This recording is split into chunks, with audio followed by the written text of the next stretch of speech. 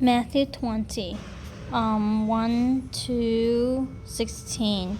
So this parable actually explained on the previous message where Jesus was talking about the first being last and the last first. So he explained about God being generous and hiring these people, and they agree with him for a denarius, and he hired them for a day, and they already agree with that, and then he went on. He hired another group near the end of the day, and that other group only worked for 1 hour. However, he paid them the same amount. And so the first group grumbled about him, saying that, God has made the people who work in the last hour equal with them, pretty much equal pay, meaning equal, while they already work like a lot more time. And God said that is pretty much his generosity. Is their eye envious because of that? Because that he was generous, and did they not agree with him that they would work for a denarius? So there was already an agreement, and God can pay a wage to whoever he want, as long as an agreement is reached, and out of his generosity, so then he said that pretty much. And it's interesting that he started paying the people who are last first also, and the people that came first, he paid them last. So it's the payment order is different.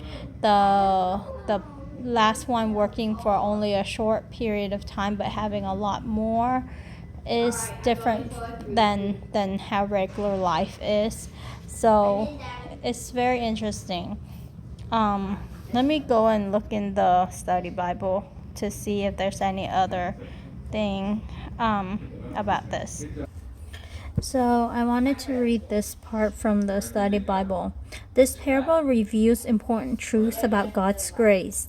No matter how many hours they work, all workers were paid the same wage, the wage that was promised. The worker hired first represent Israel, the recipients of God's covenant promises. Those who hired last at the end of the day represent the Gentiles, who were offered the same salvation available to the Jews through faith in Christ. Jesus repeated his aphorism from 1930, chapter 19, verse 30, and then added that many are. Oh wait, no, this one is to 16. Yeah, that's right.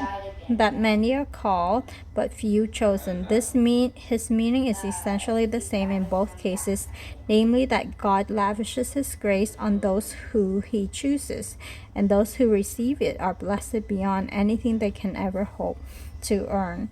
And I remember I think of my pastor talking about how a denarius is actually it's not just a day's wage, it's a big amount. Let me search that up also. And then I am corrected in there are actually 3 groups, one at around 9 a.m., one at 3 p.m., and one at 5 p.m., not just 2 groups that Jesus talked about. Oh, actually, right here it just says that a denarius was worth 1 day's labor. Okay. I stand corrected.